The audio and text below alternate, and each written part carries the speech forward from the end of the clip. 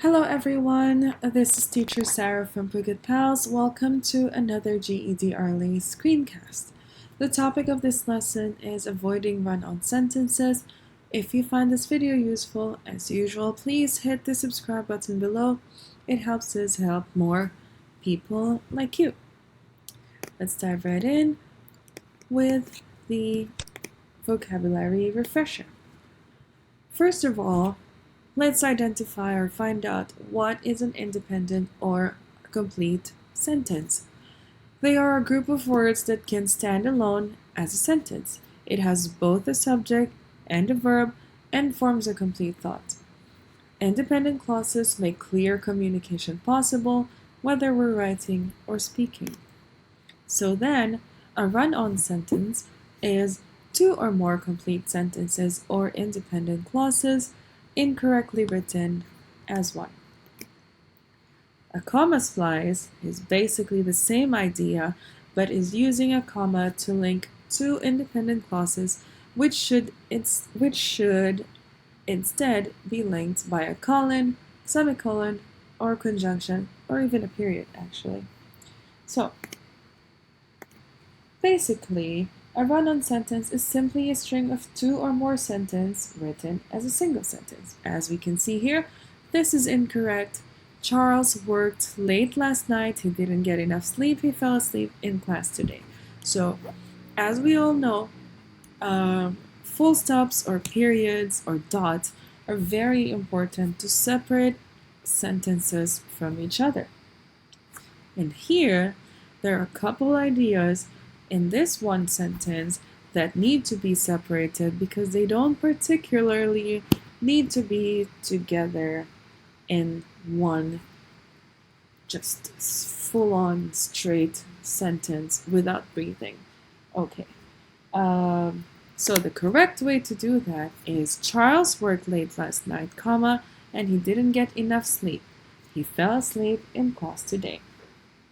Okay, so when you write, if you have more than one complete thought to express, you must take care to separate the thoughts with proper punctuation and connecting words. Sometimes, though, writers try to avoid run-on sentences by inserting commas after each complete thought. But then it becomes a list of ideas rather than a sentence, and, as we discussed earlier in the vocabulary refresher, a series of complete thoughts separated by commas only is called a comma splice. For example, here's an incorrect sentence. The lawn mower made too much noise in the early morning. It annoyed Dorothy. She asked the neighbor to mow the lawn later in that day. The neighbor agreed. Dorothy felt better. It was quiet for a while. That was a long one and a mouthful. Here's the proper way to write that. The lawn mower made too much noise in the early morning, and it annoyed Dorothy. She asked the neighbor to mow the lawn later in the day. The neighbor agreed. Dorothy felt better. It was quiet for a while. Okay. So, how do we fix or correct a run-on or comma splice? Most important part, obviously. What do we do about it? First thing we can do is write the thoughts as separate sentences by, as we've seen earlier, you can use conjunctions like and, or, yet, so, and, or, with a comma, or with a period. Just end it with a period. Complete the sentence. Make sure that you're not cutting it in the wrong part. Make sure that it's a complete thought with a subject, a verb, and that it makes complete sense. Okay. Another way to do that is separate closely related thoughts using a semicolon. Connect the thoughts using a comma and a conjunction. Some common conjunctions are and, or, but, for, yet, and so. Connect the thoughts using a semicolon and a transitional word or phrase followed by a comma. Give you an example. Here's an incorrect sentence. The movie was sold out. We didn't get in. It looks like it's a good sentence, but actually, if you can see here. Where's my mouse? See. Okay, so the movie was sold out, we didn't get in. They are not supposed to be together because these are, although they're related to each other, this is called the comma splice, and the better way to write that is the movie was sold out, we didn't get in. The movie was sold out, we didn't get in, using semicolon. Or another way to do that is the movie was sold out, so we didn't get in. So now you've made one of them, the right part of the sentence, into a dependent clause that's relying on the independent clause, the sentence that comes before it, or the clause that comes before it. The movie was sold out, so we didn't get in. Or the movie was sold out, semicolon, as a result, we didn't get in. So as you can see, you've got plenty of ways to fix that sentence. So you're not going to run out of options. Just take a look at those. You're not going to run out at all. Here's another example. If either of the independent clauses in a run-on already contains commas, you should always use a semicolon to separate the independent clauses, as in this sentence. So Akemi, Maria, Lucas, Tom enjoyed the movie, semicolon, but Sumio, Mario, and Irene didn't like it. You should check out our punctuations video if you'd like to know more about the uses of semicolon.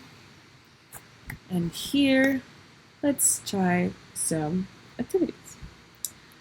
Okay, again, as we've done before, choose the one best answer for each item. Items 1 to 3 refer to the following paragraph.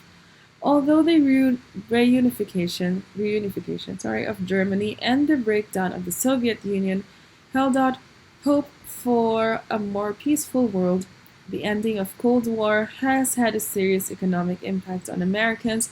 As the defense industry cut back, many people found themselves unemployed. Highly skilled workers suddenly faced an uncertain future. Military personnel no longer felt secure about their career choice. The government closed bases at home and abroad.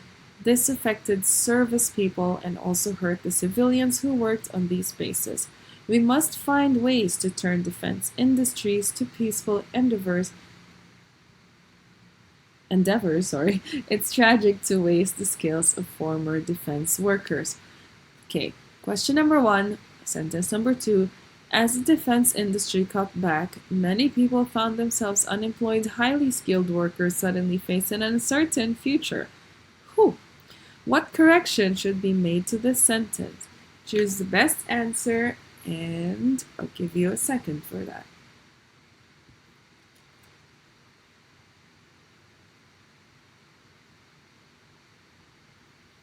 Okay, if your answer is number 4, then you are correct. Insert a semicolon after unemployed.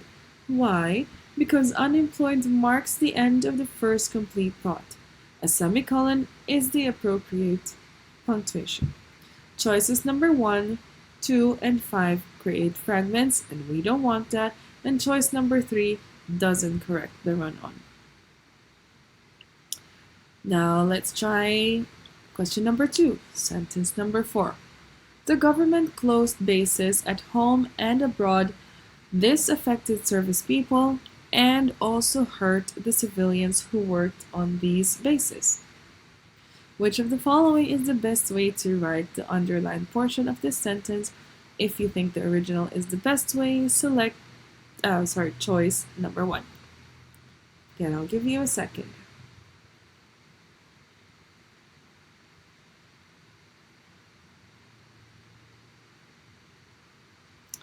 Okay, if your answer is number 3, then sorry, you are incorrect. The right answer is number 2. Why is that? Abroad marks the end of the first complete thought. A period or semicolon is the appropriate punctuation. So, The government closed bases at home and abroad. Period.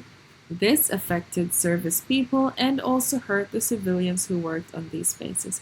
I hope you're seeing the pattern here and how this uh, makes more sense than how it is right now.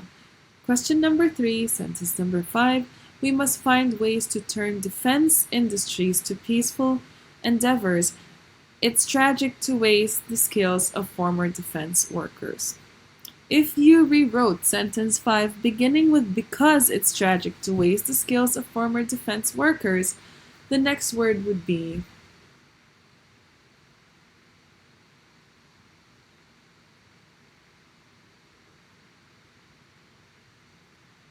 the correct answer is number 4, we. Because it's tragic to waste the skills of former defense workers, we must find ways to turn defense industries to peaceful endeavors. Oh my goodness. Here's another one. Doves and hawks are terms that came into use during the Vietnam War. Doves are birds that symbolize peace, but that became the name applied to people who opposed the war. They wanted the United States to negotiate peace. Hawks are more aggressive birds. Their name was applied to those who wanted to step up the fighting. The terms continue to be used to identify people according to their attitudes toward global conflict. For example, the media refers to those who advocate negotiated settlements as doves, those who believe military force is the answer are called hawks. Question number 4, sentence 2, doves are birds that symbolize peace, but that became the name applied to people who opposed the war. What correction should be made to this sentence?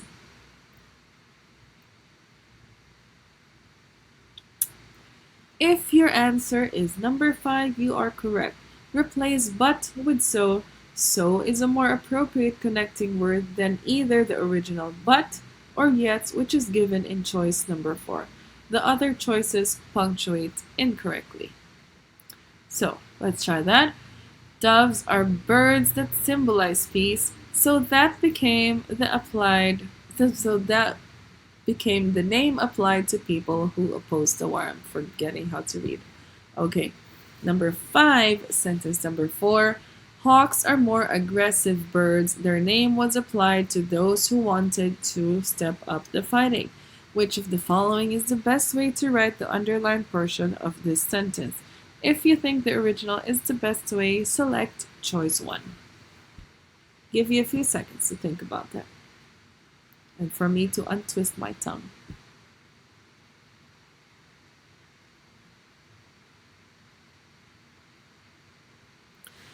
If your answer is number 3, then you are correct. Hawks are more aggressive, so their name was applied to those who wanted to step up the fighting. Makes the best sense. Everything else just doesn't punctuate correctly. Sentence 6, for example, the media refers to those who advocate negotiated settlements as doves. Those who believe military force is the answer are called hawks. Which of the following is the best way to write the underlined portion of the sentence? If you think the original is the best way, select choice 1.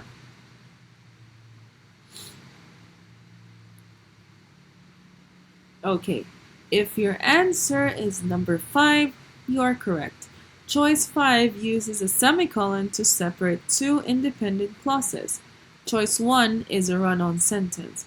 Choices 2 and 3 link the two independent clauses with a comma and a connecting word, but the connecting words are inappropriate. And choice 4 is punctuated incorrectly. So the best answer here is number 5. Let's try that out. For example, the media refers to those who advocate negotiated settlements as doves. Those who believe in military force is the answer are called hawks. Okay, thank you again so much for watching. That's all from me, Teacher Sarah from phuketpals. Don't forget to hit the subscribe button below and hit thumbs up if you find this video useful. And of course, share as much as you want if you find this video interesting or if it's helped you for your GED RLA test. Okay, now have a good day. See you again next time.